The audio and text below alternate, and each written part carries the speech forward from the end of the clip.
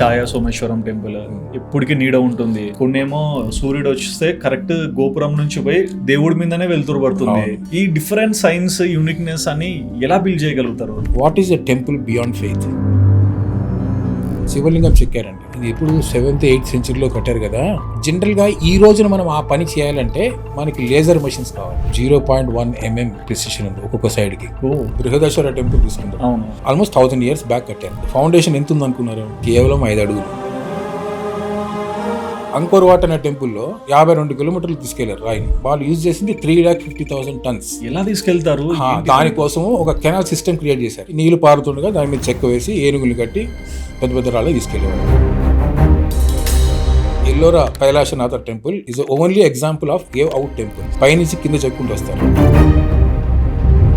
హలవీడు వచ్చేసి మనకి 105 సంవత్సరాలు కట్టారు. అంటే ఒక రాజు తన జీవిత కాలంలో చూడలేనని తెలిసి కూడా ఒక పని చేశారంటే చాలా గొప్ప విషయం అని చెప్పాలి. నాకు ఒక స్తంభం ఇలా ఉంది, ఇక్కడేమో ఒక సర్క్యులర్ గా కావాలి, ఇక్కడేమో స్క్వేర్ లాగా కావాలి, ఇక్కడ మళ్ళీ సర్కిల్ కావాలి. నేను ఒక షేప్ డిజైన్ చేసుకుంటాను. చేసుకుని నాకు ఎంత డెప్త్ కావాలో అంత డెప్త్ కి డైమండ్ పెడతాను అన్నమాట చెక్క మీద. ఒక స్తంభం రావాలంటే 6 నెలలు 7 నెలలు పడుతుంది. 6 నెలలు. ఒక స్త్రీ యొక్క మనోభావాలు అన్నిటి కూడా రకరకాల మనోభావాల్ని శిల్పంలోకి తీసుకొచ్చారు. బట్ ఈ ఎరోటికా ఇవి పెడతారు కదా సార్, దాని నుంచి అక్కడికి వచ్చే వాళ్ళకి ఏం సింక్ అవ్వాలని? ఏదైతే మనం ఒక ఆలయంలో పెడతామో పవిత్రమైనదని చెప్తున్నాం అనమాట. మరి చిన్నపిల్లలు వెళ్తుంటారు కదా, వాళ్ళకి ఇంపాక్ట్ అవ్వదా ఈ విషయం? వైష్ణవులు, శుద్రులు, సో ఈ డిఫరెన్సెస్ లో ఈ టెంపుల్స్ ఏమన్నా గమనించారా? No Shiva temple has erotica. Only Vishnu temples erotica ఉంటుంది. కోనార్క్ టెంపుల్ లో కూడా గర్భగుడి కొలాప్స్ అయిన దాని గురించి ఎన్నెన్నో మాటలు వస్తాయి. They used very big iron blocks. So ఈ మ్యాగ్నెట్ రిపెల్ చేస్తుంది, అది అట్రాక్ట్ చేస్తుంది. సో ఈ మధ్యలో ఒక విగ్రహం అనమాట, ఆ విగ్రహం కూడా మెటల్ది. ఇన్ని విషయాలు ఉన్నప్పుడు మనకి హిస్టరీలో ఇవన్నీ ఏం నేర్పిలా. గెలిచిన వాడు స్టోరీ రాసుకున్నాడు, ఆ స్టోరీ మనకి చెప్పాడు. మన పూర్వ వైభవంలో biggest thing I would say is knowledge of science.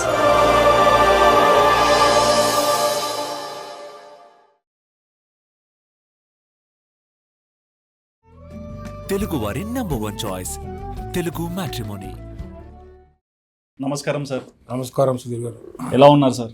చాలా బాగున్నాను సార్. మీ గురించి చూసినప్పుడు నాకు చాలా ఇంట్రెస్టింగ్ అనిపించింది. అంటే టెంప్లెక్సిటీ అనే బుక్ని నేను రోజు చూస్తున్నాను, బట్ దాన్ని రాయడానికి 9 years పట్టింది. బట్ లోపలికి వెళ్ళి చూస్తే 9 years ఏం చేశారంటే అంటే మీరు చేసిన వర్క్ కానీ, ఆ టెంపుల్స్ డిజైన్స్ కానీ, పెయింటింగ్స్ కానీ, ఆ తెలుగు లిటరేచర్ మీద మీరు మాట్లాడిన ఎన్నో విషయాలు నన్ను చాలా అంటే అట్రాక్ట్ చేశాయి సార్. సో నాకు ఈ ఇంటర్వ్యూలో ప్రతి ఒక్క దాని గురించి కూడా డీటెయిలింగ్గా కావాలి. తప్పకుండా. యా సార్, ఫస్ట్ ఏదైనా ఒక పని చేయాలంటే మనకు ఒకరు ఇన్స్పిరేషన్, ఒకరు మోటివేషన్ అవుతుంటారు కదా. సో టెంపుల్స్ మీద టెంప్లెక్సిటీ అనే బుక్ రాయాలని మిమ్మల్ని ఎవరు మోటివేట్ చేశారు, అండ్ ఈ ప్రాసెస్లో మీరు ఏం నేర్చుకున్నారు? మంచి క్వశ్చన్, మంచి ప్రశ్న. 2014లో మోదీ గారు ఎలక్ట్ అయ్యి ప్రైమ్ మినిస్టర్ అయిన తరుణంలో నాకు అనిపించింది, a resurgent India will come and we will have an opportunity to showcase our rich antiquity. మన పూర్వ వైభవం ఏదైతే ఉందో అది తెలుసుకునే ఒక అవకాశం దొరుకుతుందని చాలా గట్టిగా నమ్మాను. కానీ ఏ సబ్జెక్ట్ మీద చెప్తే బాగుంటుంది అన్నదాన్ని పరిశోధన చేసిన తర్వాత, చాలా అధ్యయనం చేసిన తర్వాత ఒక 6 నెలలు పట్టింది నాకు. ఎందుకంటే దెర్ ఆర్ 2 మేజర్ ఇష్యూస్. ఒక పెద్ద ఇష్యూ మనకు ఏంటంటే, మన స్కూల్కి వెళ్ళాం, హిస్టరీ నేర్పించారు మనకి 5th క్లాస్ నుంచి 10th క్లాస్ వరకు నేర్పించారు. ఏమని నేర్పించారు? History has 2 sides. One is aggressor అంటాం, ఇంకో చోట డిఫెండర్ అంటాం.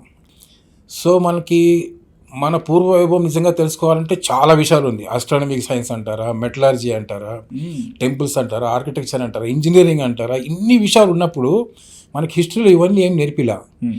మనకి నేర్పించిందంతా అగ్రెసర్ స్టోరీలు చెప్పారు. గెలిచిన వాడు స్టోరీ రాసుకున్నాడు, ఆ స్టోరీ మనకి చెప్పారు. సో ఒక ఇంబ్యాలెన్స్ ఉండిపోయింది. That we're not taught complete history. History ఎందుకు చెప్తామండి? మనం గర్వింపదగ్గ విషయాలు చాలా ఉన్నాయి కాబట్టి అది తెలుసుకోవడానికి మనకి హిస్టరీ కావాలి. మన పూర్వీకులు ఎన్నో సాధించారు, అవి తెలుసుకుంటే చాలా ఆనందంగా ఉంటుంది, గర్వంగా ఉంటుంది.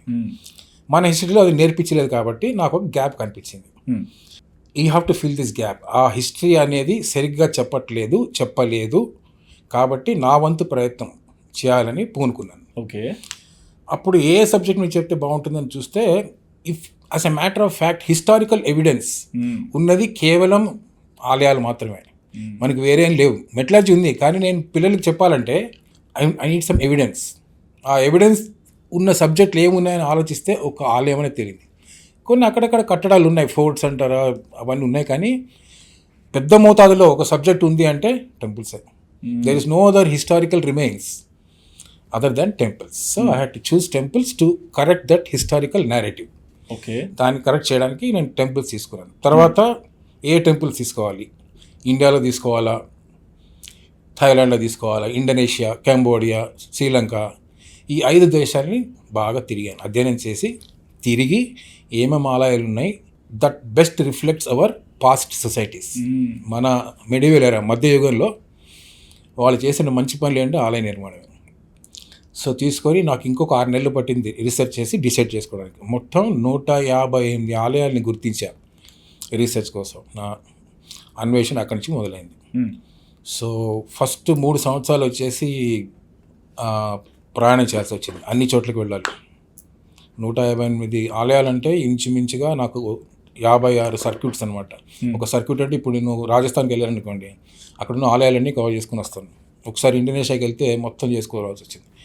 అలా ఒక్కొక్క సర్క్యూట్లో ఒక 10-15 ఆలయాలు అలా కవర్ చేసుకుని వచ్చేవాళ్ళం. చేసి మొత్తం ఒక 75,000 పిక్చర్ల డేటాబేస్ తయారు చేశాను. 75,000 పిక్చర్లు, పెయింటింగ్స్ కూడా ఉన్నాయి. Paintings, sculpture, general architectural view, ఇవన్నీ కలుపుకుంటే 75,000 పిక్చర్స్ అయ్యాయి. ఆ 3 సంవత్సరాల తర్వాత ఒకరోజు కూర్చొని ఎన్నున్నాయి నా దగ్గర అని చూసుకుంటుంటే అసలు నాకే మతిపోయింది. సేకరించాను బాగానే, ప్రతి అంగంలోని క్యాప్చర్ చేసేసాను. ఫస్ట్ దాన్ని బుక్లోకి తేవాలి. బుక్లో తేవాలి. ఫస్ట్ ఆఫ్ ఆల్ దీంట్లో ఏమన్నా ప్యాటర్న్స్ ఉన్నాయా, దీంట్లో మనం నేర్చుకోవడానికి ఏమున్నాయి అని అనలైజ్ చేయడానికి నాకు 3 సంవత్సరాలు పట్టింది. మళ్ళీ 75,000 అంటే మామూలు విషయం కాదు, చాలా పెద్ద డేటాబేస్ చేసి దాని తర్వాత దానికి ఒక రూపం ఇచ్చి అస్సలు ఆలయాలు ఏం చెప్తున్నాయన్న విషయం మీద బాగా పరిశోధించాను. Then I realized that every temple is showcasing the best of the societal knowledge and skill. ఆ రోజు ఉన్న నైపుణ్యం కానీ వాళ్ళ జ్ఞానము, విజ్ఞానము, ఇవన్నీ తీసుకొచ్చి సమకూర్చడమే ఒక ఆలయం. It's not about faith, absolutely not about faith.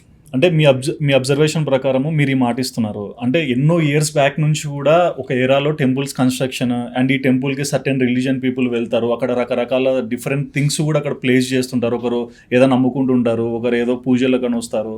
So multiple people కలిసి ఒక చోటు టెంపుల్ అని మాకు అర్థమవుతుంది. But what is the real meaning of temple?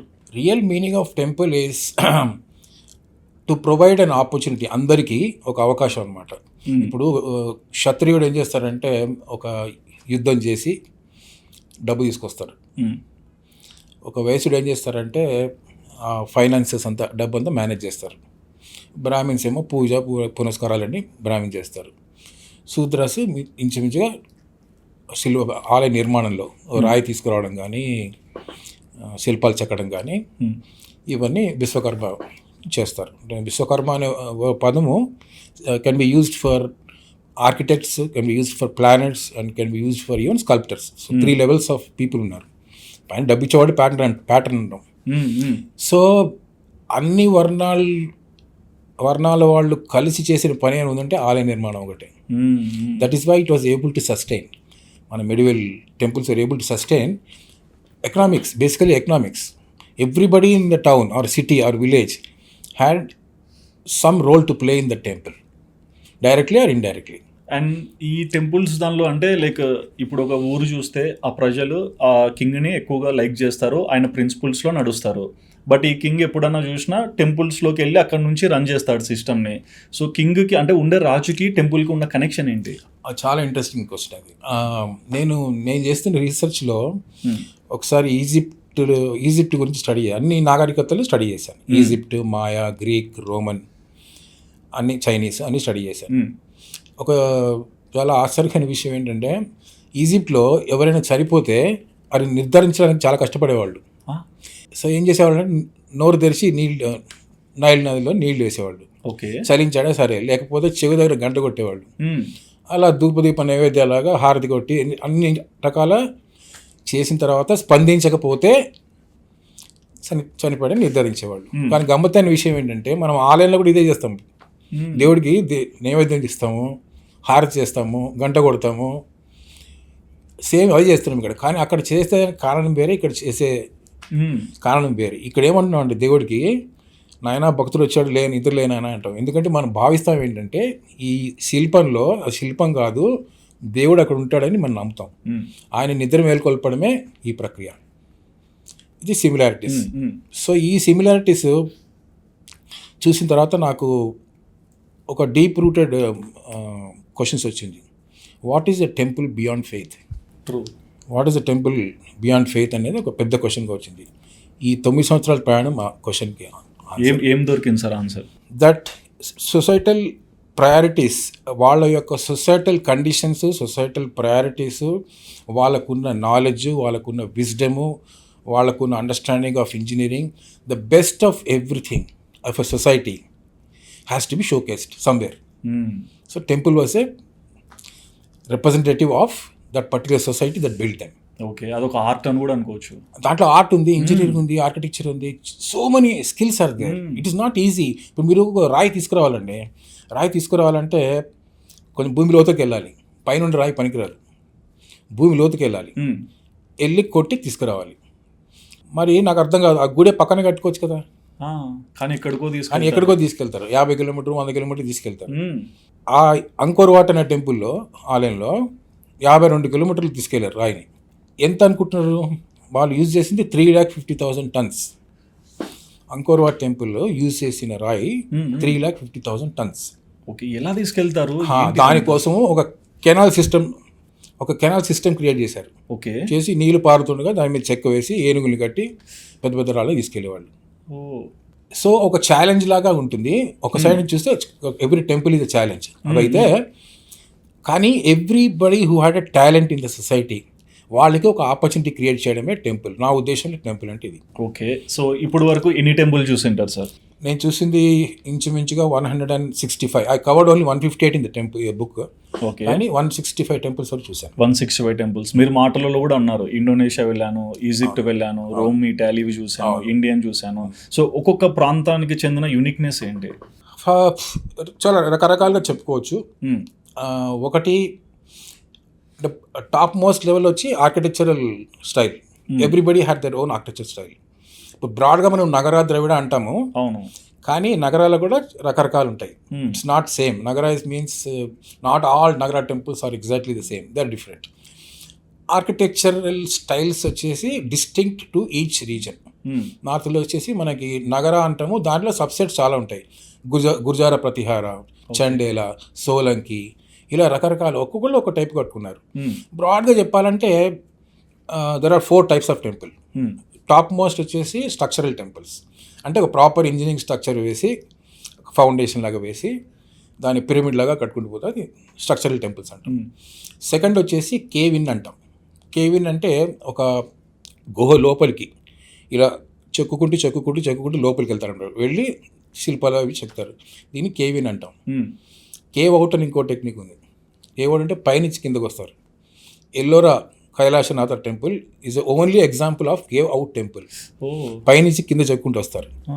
చాలా కష్టం అండి, అది చాలా కష్టం. అందుకే ఒకటే ఉంది టెంపుల్, లేవు. తర్వాత ఇంకొక 4th కేటగిరీ ఉంది, ఇన్వర్టెడ్ టెంపుల్ అంటాం. అంటే సామాన్యంగా ఆలయాలు పైకి వెళ్తాం కదా, వీళ్ళు భూమి లోపలికి వెళ్తారు.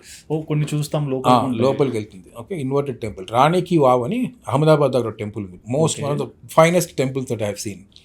భూమి లోపలికి అంటే వాళ్ళ అలా కట్టడానికి కారణం ఏంటంటే అప్పట్లో నీటి కరువు చాలా ఉండేది. So essentially it's a step well అనమాట. అంటే పెద్ద మెట్ల బావి ఎలా కట్టారు కాబట్టి పక్కనంతా కూడా శిల్పాలు చెక్కారు. జనాలు అంటే ఎండాకాలంలో వచ్చి అక్కడ ఉండేవాళ్ళు అనమాట నీళ్ళ కోసం. సో దేవాలయం విష్ణుది ఆలయం అది, inverted temple. So 4 different types of temple, ఒక category wise. In terms of architectural style మనకి నగరా ఉంది, ద్రవిడ ఉంది, వీసరా ఉంది, ఖమర్ ఉంది, సంజయ అని ఇంకోటి ఉంది. ఇండోనేషియాలో Sanjaya dynasty. So architectural style డిఫరెంట్గా ఉంటుంది, సైజ్ డిఫరెంట్గా ఉంటుంది. ఆర్కిటెక్చర్ ఎలిమెంట్స్ అంటాం. ఎలిమెంట్స్ అంటే ఇప్పుడు కాంబోడియాలో చాలా యునీక్ ఒక ఫీచర్ ఉంది. బంటిష్రాయ్ అని ఒక టెంపుల్లో they use what is called false door. అంటే చూడడానికి తలుపులో ఉంటుంది కానీ యాక్చువల్ తలుపు లేదు అక్కడ. అదొక ఆర్కిటెక్చర్ ఎలిమెంట్స్. తర్వాత మకర అంటాం, ఎంట్రన్స్లో పెట్టుకుంటాం. మకర తోరణం అంటాం కదా, అది యూనిక్ టు కంబోడియన్ టెంపుల్స్. తర్వాత రకరకాల సబ్జెక్టుల మీద వాళ్ళు ఈ శిల్పం అంటే మామూలు శిల్పం కాదు, శిల్పంలో చాలా విషయాలు ఉంటాయి. ఓకే, ఫర్ ఎగ్జాంపుల్ నేను చేసిన ప్రజెంటేషన్, నా బుక్లో నేను ఇచ్చే ప్రజెంటేషను మొత్తం శిల్పాలని 7 రకాలుగా డివైడ్ చేశాను, 7 పార్ట్స్. సో ఫస్ట్ వచ్చేసి ఎపిక్స్ అండ్ ఎపికల్ సీన్స్, అంటే ఆర్ట్, ఇంజనీరింగ్, ఆర్కిటెక్చర్ ఈ 3 సబ్జెక్టుల మీద ఎక్కువగా నేను రీసెర్చ్ చేశాను. దాంట్లో ఆర్ట్ ఇంకా చాలా గ్రాండ్గా చేశాను రీసెర్చ్. ఈ ఆర్ట్ని 7 పార్ట్స్గా డివైడ్ చేశాను. నేనేమంటానంటే నాకు ఏదైనా శిల్పం ఇవ్వండి మీరు, it has to fit in to one of the 7. Okay, beyond this ఏం లేదు. ప్రతి ఒక్క శిల్పం ఈ 7 ఫిట్ అవ్వాల్సిందే. ఏంటి ఆ 7 అంటే ఎపిక్స్ అండ్ ఎపికల్ సీన్స్, మన ఇతిహాసాలు, పురాణాలు, ఇవన్నీ ఎక్కువ శాతం ఇదే ఉంటాయి. దాని తర్వాత వచ్చి women in sculpture. Women in sculpture అంటే మనోభావాలు, ఒక స్త్రీ యొక్క మనోభావాలు అన్నిటి కూడా రకరకాల మనోభావాల్ని శిల్పంలోకి తీసుకొచ్చారు. Women in sculpture. నూపురపాదిక అని, మాతృమూర్తి అని, రకరకాల 24 రకాల మనోభావాల్ని శిల్పంలోకి తీసుకొచ్చారు. ఇది ఉమెన్ ఇన్ స్కల్ప్చర్ అంటాను. థర్డ్ వచ్చేసి పర్సనల్ అడోర్న్మెంట్.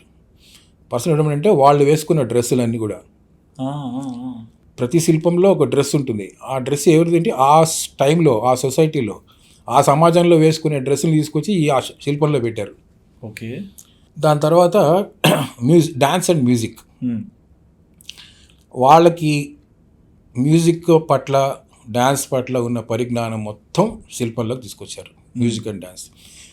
నిజంగా అడిగితే నేను ఈ శిల్పంలో చూపించిన డ్యాన్స్ ఫామ్స్ అన్నిటి కూడా డీకోడ్ చేస్తే నాకు భరతనాట్యము, కూచిపూడి, ప్రేరణి ఇవన్నీ కూడా నేను క్యాటలాగ్ చేయగలిగాను, ఆ డ్యాన్స్ ఫామ్స్ ఏంటని. దాని తర్వాత వచ్చేసి నేచర్ అంటే వాళ్ళు శిల్పాలు చెక్కుతున్న సమయంలో వాళ్ళ చుట్టుపక్కల ఉన్న ప్రకృతిని కూడా వాళ్ళు శిల్పంలోకి తీసుకొచ్చారు. చెట్టు అంటారా, పుట్ట అంటారా, జంతు ప్రాణి కోట అంటారా, అన్నిటికి తీసుకొచ్చి శిల్పాల్లో పెట్టారు. తర్వాత వచ్చేసి ఇరోటికా. మన సాంప్రదాయంలో erotica is a very important subject. కామం, ధర్మార్థ కామ మోషన్లో ఎక్కువ చూస్తూ ఉంటాము, చాలా ఇంపార్టెంట్ అది. అంటే ఆ సొసైటీ ఎలాంటిది అని మీరు తెలుసుకోవాలంటే ఒక ఆలయానికి వెళ్తే చాలు. ఓకే, ఆ ఏరియాలో ఆలయానికి వెళ్తే ఆ సొసైటీలోని ప్రయారిటీస్ ఏంటి, వాళ్ళు దేని మీద ఫోకస్ చేశారు, వాళ్ళ శిల్పకళా నైపుణ్యం ఎంత ఉంది, అన్ని విషయాలు మీకు ఆలయంలో తెలిసిపోతుంది. ఎట్లా సార్ అంటే లైక్ ఒకవేళ సడన్గా చాలా మంది గుళ్ళకైతే వెళ్తుంటారు కానీ దాని ఎన్ని ఇయర్స్ అనేది కూడా కనుక్కోవడానికి మాకు తెలియదు, అక్కడ ఉన్న వాళ్ళు చెప్పడం తప్ప. అవును. సో ఫస్ట్ ఆఫ్ ఆల్ ఈ ఆర్కిటెక్చరల్ లేయర్, ఇప్పుడు ఒక సర్క్యూట్లోకి వెళ్ళారనుకోండి మీరు, నేను అందుకే సర్క్యూట్స్ లాగా ఆర్గనైజ్ చేశాను. ఇప్పుడు ఒక ఎగ్జాంపుల్ తీసుకుందాం, హోయసాల తీసుకుందాం. వాళ్ళు ఇంచుమించుగా 11th century నుంచి ఆల్మోస్ట్ 250 years ఆలయ నిర్మాణం చేశారు. 250 years non stop. Every 5-10 years ఒక ఆలయం వచ్చేసేది. లైక్ ఎగ్జాంపుల్ ఆలయానికి ఎంతమంది వర్క్ చేసి ఉంటారు కూలీలు లాగా? దాంట్లో షోకేస్ తీసుకుంటే మనకి the best is Halebid, next is Belur. Halebid వచ్చేసి మనకి 105 సంవత్సరాలు కట్టారు. 105. It took them 105 years to build that Halebid temple. ఇంచుమించుగా 25,000 మంది పనిచేశారు అని మనకి హిస్టరీలో, చరిత్రలో రికార్డ్స్ ఉన్నాయి. సో 105 years ఒక టెంపుల్ కట్టారంటే, అంటే ఒక రాజు తన జీవితకాలంలో చూడలేనని తెలిసి కూడా ఒక పని చేశారంటే చాలా గొప్ప విషయం అని చెప్పాలి.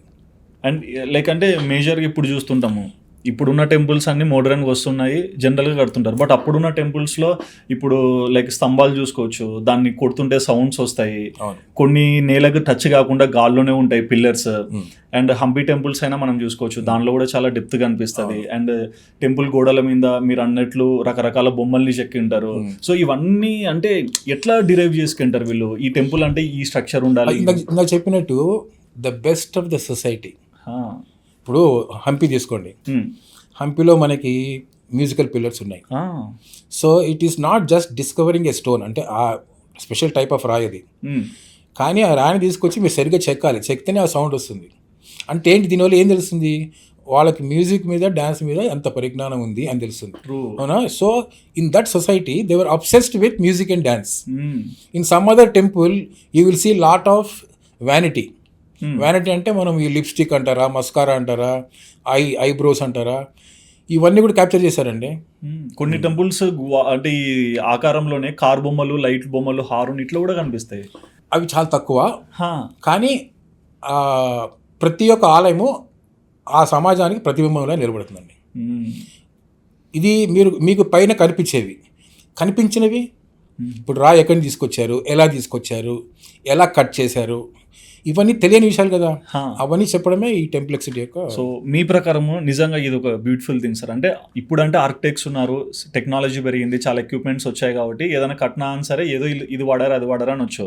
బట్ ఆ రోజులలో టెక్నాలజీ చాలా తక్కువ అని ఎక్కువగా చెప్తారు. బట్ ఎలా వీళ్ళు ఇంత స్ట్రాంగ్ టెంపుల్స్ బిల్డ్ చేశారు, ఆర్కిటెక్ట్ పరంగా చూసుకున్నాను సరే బ్యూటిఫుల్ అవుట్పుట్ ఎలా వచ్చాయి? నేనైతే అలా అనలేను, ఎందుకంటే అన్ని చూసి ఆస్వాదించి వచ్చాను నేను. ఓకే. ఆలయాలు ఇప్పుడు బృహదేశ్వర టెంపుల్ తీసుకుందాం. అవును, అది 190 అడుగులు ఎత్తుందండి. ఫౌండేషన్ ఎంత ఉందనుకున్నారు? కేవలం 5 అడుగులు. బృహదేశ్వర ఆలయము అంటే మనకు కనిపించే విషయాల మీద మనం ఫోకస్ చేస్తాం, కనిపించని విషయాలు ఉన్నాయి కదండి, అది తెలుసుకోవడమే అద్భుతం. చెప్పండి. కేవలం 5 feet foundation, it is called raft foundation. Okay. Raft foundation is a unique engineering technique. ఇప్పుడు ఇది ఆల్మోస్ట్ 1000 years బ్యాక్ కట్టారు. అంటే ఆ సొసైటీలో they had substantial amount of engineering expertise that they can build a 190 feet tall granite structure using just 5 feet foundation. 5 feet entire. And తర్వాత బృహదేశ్వర్లో ఇంకొక విషయం, మొత్తం structure was build in such a way that it acts like a rain water harvesting. మొత్తం డిజైన్ని rain water harvesting అంతా ఒక చోటు collect చేసుకొని ఒక పుష్కరిణి అంటారు, ఒక దాంట్లోకి స్టోర్ చేసుకుంటే ఇంచుమించు ఆ సంవత్సరం పొడుగునా నీళ్ళు సరిపోయేదండి. అంత పెద్ద రెయిన్ వాటర్ హార్వెస్టింగ్ స్ట్రక్చర్లా కట్టారు. అంటే ఆ సమాజంలో పరిజ్ఞానం ఉందని అర్థం కదా. అవును. సో ఇంజనీరింగ్ మనకు కనిపిస్తుంది, ఆర్కిటెక్చరల్ ఎక్స్పర్టీస్ కనిపిస్తుంది, శిల్ప కళా నైపుణ్యం కనిపిస్తుంది, సరే భక్తి ఎలా ఉంది. తర్వాత మొత్తం ఆలయ ప్రాంగణంలోనే బిజినెస్ అంతా చేస్తారు. Most of the temples were actually banks. Okay. They would issue money to people who need it. Loan ఇచ్చేవాళ్ళు. టెంపుల్స్ లోన్ ఇచ్చేవాళ్ళు. స్పెషల్లీ అగ్రికల్చరల్ లోన్స్ ఇచ్చేవాళ్ళు. మళ్ళీ ఆ అగ్రికల్చరల్ ప్రొడ్యూస్ తీసుకొచ్చి మళ్ళీ ఇక్కడ టెంపుల్లోనే కన్స్యూమ్ చేసేవాళ్ళు, అక్కడ వంటలు చేసేవాళ్ళు, పూలు ఇచ్చేవాళ్ళు ఒకడు.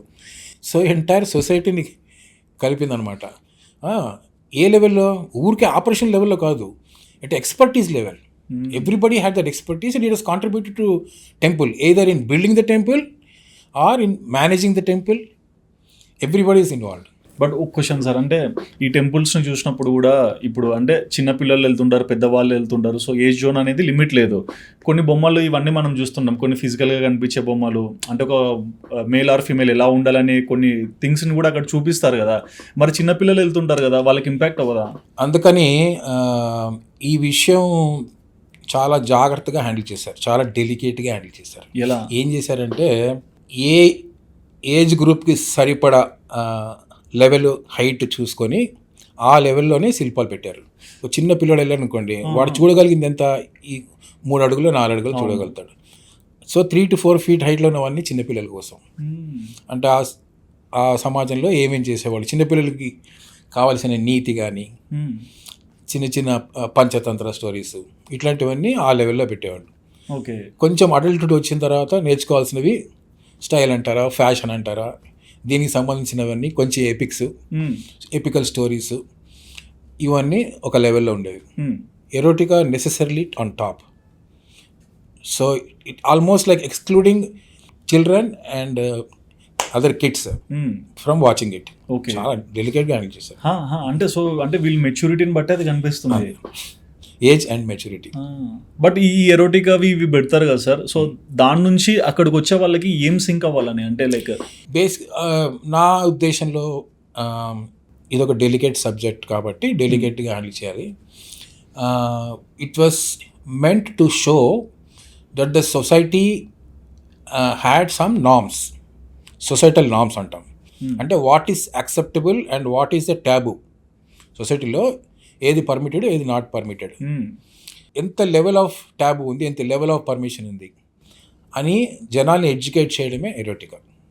To tell them that it is a important aspect of life, please accept it and educate yourself in case you are not aware the importance of it. Okay.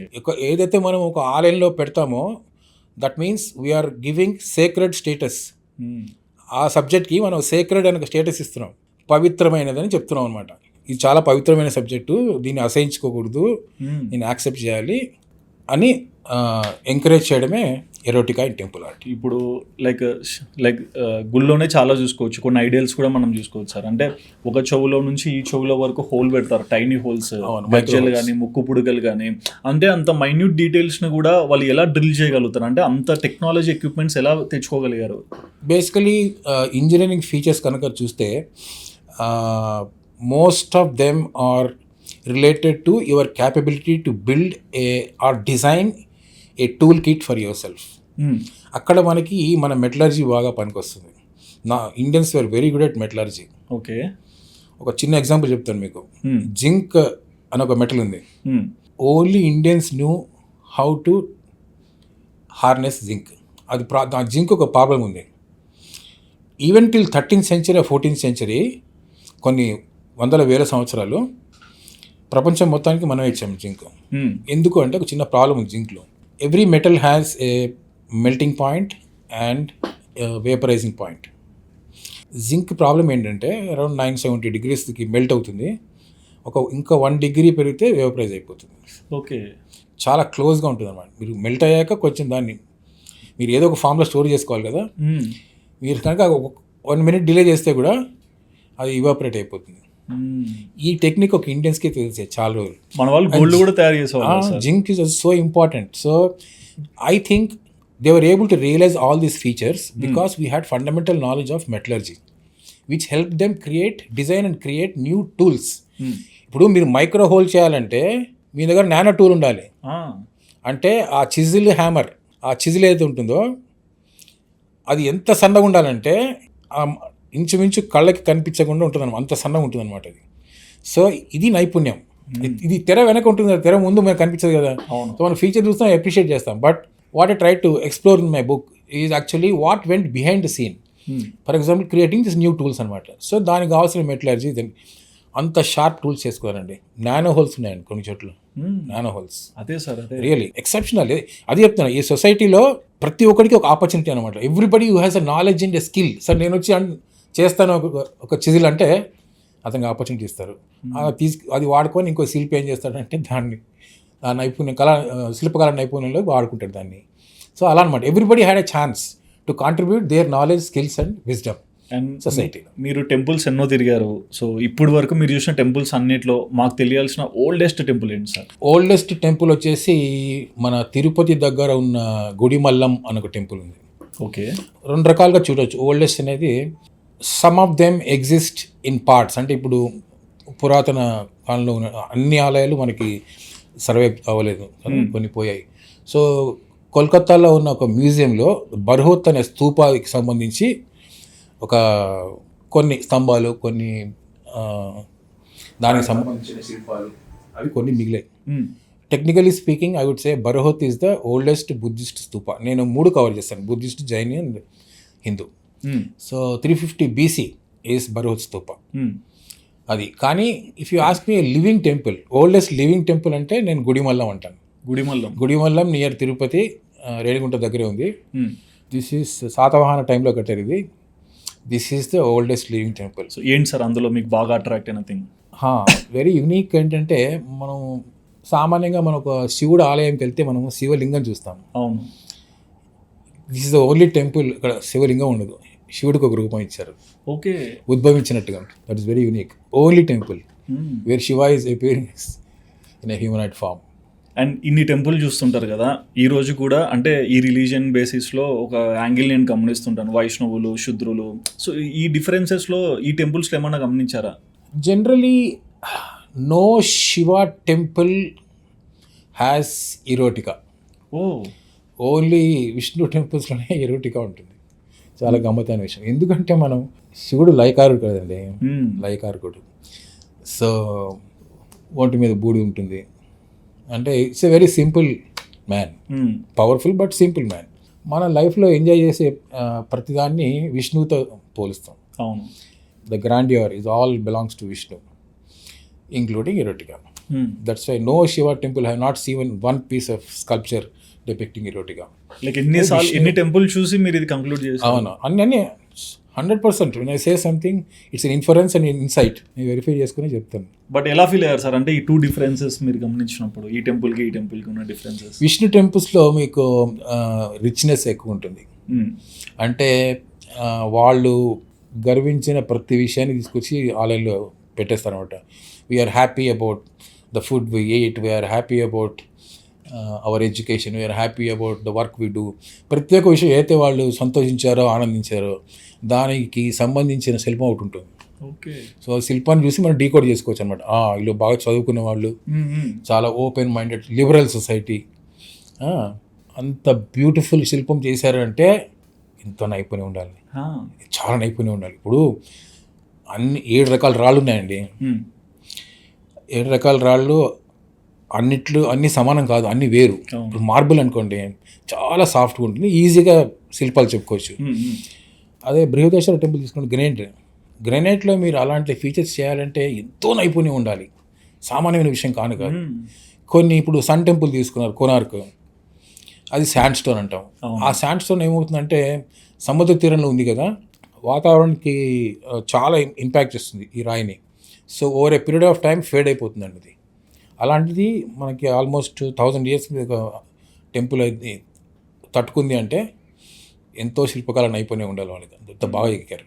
Even now we can see clearly all the features in Konark. నేను కొన్ని share చేస్తాను. Largest Hindu temple కంబోడియాలో Angkor Wat దగ్గర ఉందంటారు. So దాని గురించి ఏం చెప్తారు? ఇప్పుడు no doubt largest, biggest, widest, tallest ఇలా చాలా రకాలుగా చెప్పవచ్చు. Some are designed to be large, some are designed to be big, some are designed to be wide. So anta pre-planned ila undali. Obviously it is pre-planned. Okay. Angkor Wat is certainly largest in terms of area. In terms of sculptural density antara నేను బేలూరు, సోమనాథ్పూర్, హలేబిడి తీసుకుంటాను. So each one has a unique feature. మీరు ఏ దృక్పథంతో చూడాలనుకుంటున్నారు అన్న దాన్ని బట్టి మీరు మీ best temple ఒకటి వస్తుంది అనమాట. సో ఏరియా పరంగా చూస్తే largest is Angkor Wat. Okay. Width పరంగా very in terms of width కన్నా కూడా నేను డెన్సిటీ అంటాను. డెన్సిటీ పరంగా అయితే మనకి సోమనాథ్పుర టెంపుల్ ఒకటి ఉంది మైసూర్ దగ్గర. ఇదేంటంటే ఎంత యూనిక్ అంటే ఇది అవుటర్ డైమెన్షన్స్ వచ్చేసి 30 feet by 40 feet. సో మీరు సర్కంఫరెన్స్ ఎంత వస్తుంది? 30 + 30 60 + 80 140 feet కదా.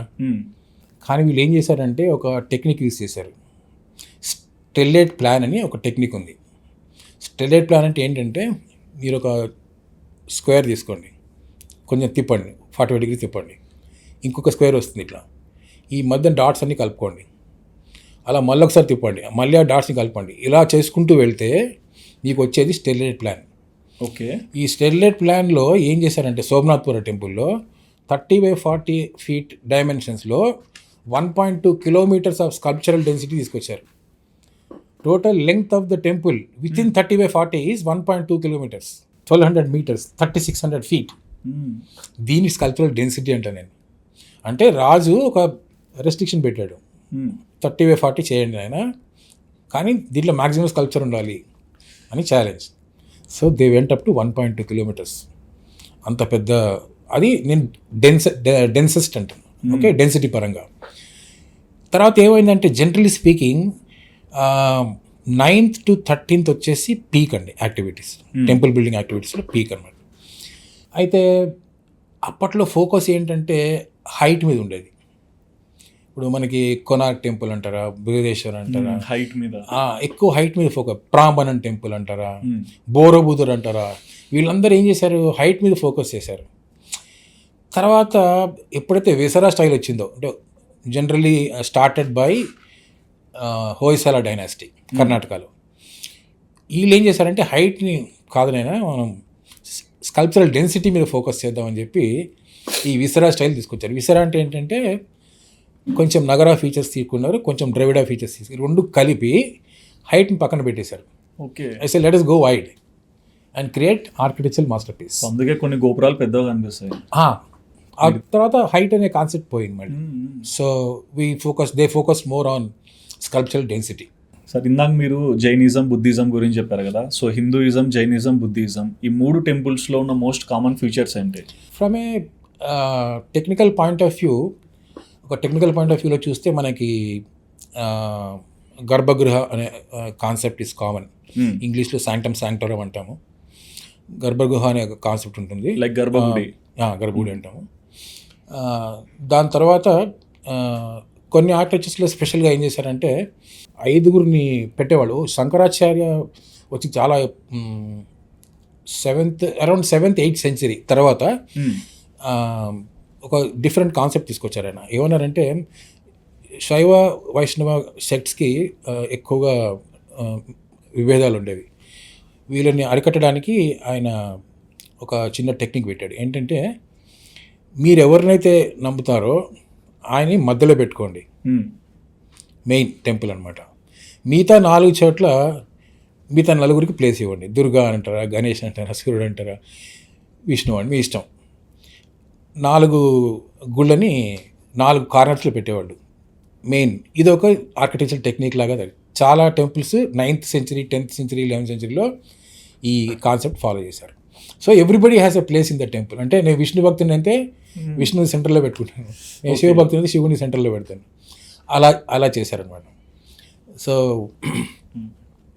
అండ్ ద్రవిడియన్, కళింగ, నగర ఈ 3 కన్స్ట్రక్షన్స్ 3 రకాలుగా ఉంటాయి. సో దీంట్లో ఉన్న మోస్ట్ యూనిక్ ఫీచర్స్ ఏంటి? ఫస్ట్ ఆఫ్ ఆల్ నగర అనే దాంట్లో యూనిక్ ఫీచర్ ఏంటంటే మీరు కింద నుంచి పైకి వెళ్తున్నప్పుడు మంచి బ్యూటిఫుల్ ఎగ్జాంపుల్స్ అంటే మీకు ఖజురాహో టెంపుల్స్. నగర దాన్ని కర్వినీలిన్ అంటాము. కర్వినీలిన్ అంటే మీరు కింద నుంచి పైకి వెళ్తున్నప్పుడు స్ట్రైట్ లైన్ లాగా ఉండదు, ఇట్లా కర్వ్ చేసినట్టుగా ఉంటుంది. అది యూనిక్ ఫీచర్, నగరాలో ఒక యూనిక్ ఫీచర్. అదే ద్రవిడాలు అయితే స్టెప్డ్ పిరమిడల్ అంటాం. అంటే ఒక మెట్టు, ఇలా ఒక మెట్టు, ఇలా ఒక మెట్టు, ఇలా ఒక మెట్టు, ఇలా మెట్లు పెట్టినట్టుగా పిరమిడ్స్ లాగా ఉంటుంది అనమాట.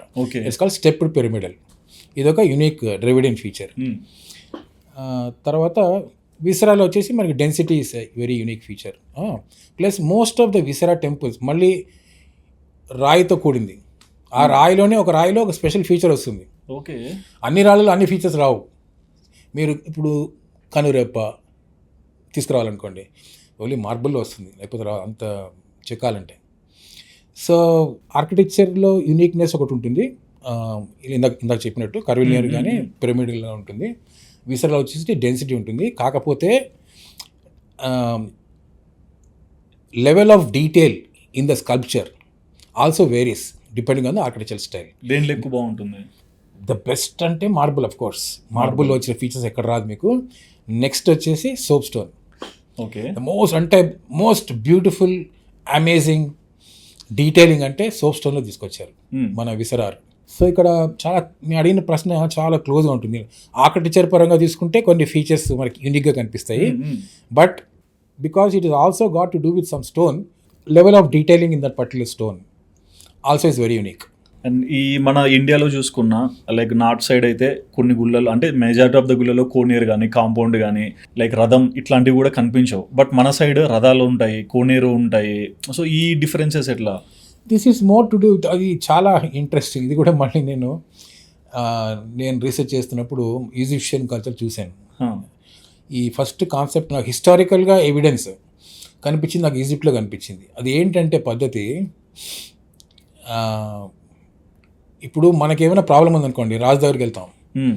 రాజుకి ప్రాబ్లం ఉంటే ఏం చేస్తారు? దేవుడి దగ్గరికి వెళ్తారు.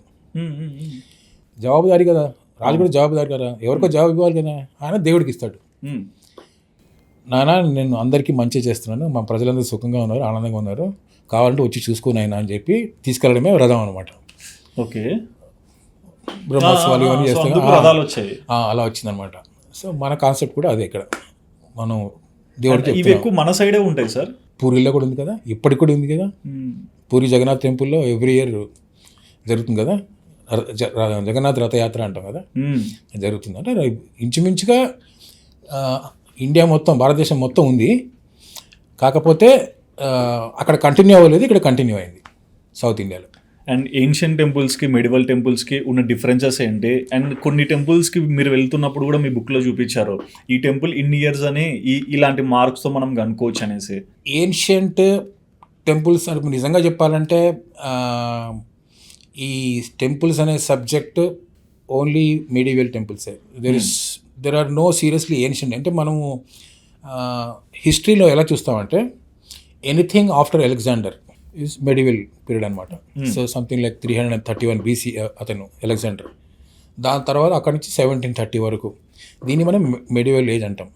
So most of the temples we have today అంటే ఈరోజు కూడా ఇంకా ఉన్నాయి అని చెప్పుకోవడానికి మన దగ్గర ఏన్షియంట్ టెంపుల్స్ ఏమీ లేవు. ఎందుకంటే ఇది originally when it was started, temple building అనేది స్టార్ట్ చేసినప్పుడు ఎక్కువగా చెక్కతో కట్టేవాళ్ళు, first వుడ్తో కట్టేవాళ్ళు.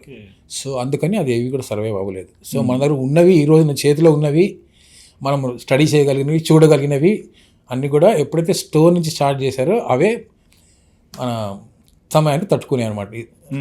Weather life mostly weather will have very severe impact on it. Rain, thunder ఇవన్నీ ఇంపాక్ట్ ఉంటుంది. సో ఇవన్నీ తట్టుకొని నిలబడినవి only stone based temples, which earliest is 350 BC and last one I have seen is 1730. And ఎక్కువ టెంపుల్స్లో మీరు చూస్తుంటారు geometrical precision, అంటే ఈ టెంపుల్ మ్యాథమెటికల్ ఫార్ములా అయినా ఇంజనీరింగ్ ఫార్ములా అయినా కరెక్ట్గా కట్టారు, చాలా బ్యాలెన్స్డ్గా ఉంది, ఎక్కడ కూడా ఫ్లాస్ కనిపించలేదని టెంపుల్స్ గురించి ఏం చెప్తారు? ప్రిసిషన్ ఇంజనీరింగ్ అనేది ఒక సబ్జెక్ట్. నేను ఇంజనీరింగ్ అనే టాపిక్ మీద నేను నా బుక్లో చాలా డీటెయిల్గా ప్రజెంట్ చేశాను. ఆశ్చర్యకరమైన విషయం ఏంటంటే ఇంజనీరింగ్ రిలేటెడ్ సబ్జెక్ట్స్ నేను ఒక 64 విషయాలుగా డివైడ్ చేశాను. దాంట్లో what you are talking about precision is only one of them. Okay, ఒక చిన్న చాలా ఎగ్జాంపుల్స్ ఇవ్వచ్చు, ఉదాహరణలు ఇవ్వచ్చు. ఒక ఉదాహరణ అయితే పల్లవ టెంపుల్స్ 2 ఉన్నాయి. ఒకటి సీ షోర్ మహాబలిపురంలో, ఇంకొకటి కంచిలో. ఇక్కడ వాళ్ళు ఒక శివలింగం చెక్కారండి. దీనికి 6 sides ఉన్నాయి హెక్సాగానల్ షేప్లో. నాకు ఆశ్చర్యం వేసింది, ఇది ఇప్పుడు 7th 8th centuryలో కట్టారు కదా. జనరల్గా ఈ రోజున మనం ఆ పని చేయాలంటే మనకి లేజర్ మెషిన్స్ కావాలి, లేజర్ టెక్నిక్ యూస్ చేస్తేనే మనకి ఆ ప్రిసిషన్ వస్తుంది. మరి వాళ్ళకి ఇది ఎలా వచ్చింది అని నాకు డౌట్ వచ్చింది. ఇది ఉండదులే అని చెప్పి ఒక వెర్నియర్ క్యాలిపర్స్ తీసుకెళ్ళి మెజర్ చేశాను. ఆశ్చర్యపోయాను. 0.1 mm ప్రిసిషన్ ఉంది ఒక్కొక్క సైడ్కి. ఓన్లీ 2 sides మట్టిగా డిఫరెంట్ ఉన్నాయి. ఆ డిఫరెన్స్ కూడా 0.1 mm. సో ఆ ప్రిసిషన్ వాళ్ళు చేయగలరు అంటే దానికి కావాల్సిన టూల్స్ వాళ్ళకు డెవలప్ చేసుకోగలిగిన నైపుణ్యం ఉంది అని ఇది నిదర్శనం మనకి. అంటే they had extreme capability to use metallurgy and design very high precision tools, రకరకాల టెక్నిక్స్. ఇప్పుడు ఫర్ ఎగ్జాంపుల్ మీరు హోయసాల టెంపుల్స్కి వెళ్ళారనుకోండి, వీళ్ళు చేసిన పిల్లర్స్ చాలా యూనిక్గా ఉంటుంది. ఎలా ఉంటుందంటే first of all they are very sharp and they are very unique and they are very refined. ఇది చేయడానికి వాళ్ళు ఏం చేశారంటే దీన్ని లేత్ టర్న్డ్ పిల్లర్స్ అంటారు. Lathe LATHE, lathe turned pillars అంటారు. ఏం చేస్తారంటే ఒక పెద్ద చెక్క తీసుకుంటారు, దాని మీద different sizes of diamond place చేస్తారు. డైమండ్స్ రకరకాల డైమండ్స్ అనమాట. సైజు ఒకటి పెద్దగా ఉంటుంది, ఒకటి చిన్నగా ఉంటుంది, ఇంకోటి పెద్దగా ఉంటుంది, చిన్నగా ఉంటుంది. దీన్ని ఒక రాయి మీదకి పెట్టి ఏనుగులతో రౌండ్ తిప్పుతారన్నమాట. దాన్ని తిప్పితే each diamond will make a small hole curve in the stone. అలా చేస్తుంది. అదొక టెక్నిక్ యూస్ చేశాడు లేత్ టర్న్ మిషన్స్ అంటే. సో ఇట్ టేక్స్ అబౌట్, మీకు ఒక స్తంభం రావాలంటే 6 నెలలు 7 నెలలు పడుతుంది. 6 నెలలు ఒక స్తంభం రావాలంటే. So different levels of depth. ఇప్పుడు నాకు ఒక స్తంభం ఇలా ఉంది, ఇక్కడేమో ఒక సర్క్యులర్గా కావాలి, ఇక్కడేమో స్క్వేర్ లాగా కావాలి, ఇక్కడ మళ్ళీ సర్కిల్ కావాలి. నేను ఒక షేప్ డిజైన్ చేసుకుంటాను. చేసుకుని నాకు ఎంత డెప్త్ కావాలో అంత డెప్త్కి డైమండ్ పెడతాను అన్నమాట ఈ చెక్క మీద. Okay, so different set of diamonds ఉంటాయి, ఒక్కొక్కటి ఒక హైట్లో ఉంటుంది. That will create the precision and feature that I want to realize in a particular stone. ఇదొక టెక్నిక్. ఇలా ప్రతిసారి ఒక ఛాలెంజ్ వచ్చినప్పుడు ఒక టెక్నిక్, కొత్త టెక్నిక్ అనుకుంటారు. ఈ టెంపుల్స్ కూడా ఎక్కువ అతుకులు కనిపించవు sir. None of the temples have mortar. ఇదొక టెక్నిక్. మళ్ళీ ఇదొకటి మార్టర్ అండ్ టెన్నిస్ అని ఒక టెక్నిక్ ఉంది. ఓకే, ఈ టెక్నిక్ యూజ్ చేసి వాళ్ళు without any lime or cement లేదు, లైమ్ అక్కడక్కడ లైమ్ యూజ్ చేస్తారు, అది కూడా చాలా తక్కువ. So they use a unique technique called mortise and టెర్రీస్ to realize these beautiful features. నేను ఒక శాంపుల్ ఇస్తాను మీకు, నా బుక్లో కవర్ చేశాను, అది కూడా మన వ్యూవర్స్కి షేర్ చేద్దాం. దాని గురించి ఎక్స్ప్లెయిన్ చేయండి సార్. అప్పట్లో ఒక టెక్నిక్, చాలా యూనిక్ టెక్నిక్ చెప్తాను, చెప్పండి. మినపపిండి ఉంది కదా, మినపపిండి బెల్లం, ఓకే, రెండు కలిపితే చాలా స్ట్రాంగ్ సిమెంట్ లాగా తయారవుతుంది. అవునా? కొన్ని చోట్ల అది యూజ్ చేశారు, but otherwise there is no adhesive used. Most of them are engineering structures built in such design in such a way. అంటే ఆ కట్ వస్తుంది అనమాట, ఒక రాయి ఇలా వచ్చిందంటే ఇంకో రాయి ఇలా వస్తుంది అనమాట.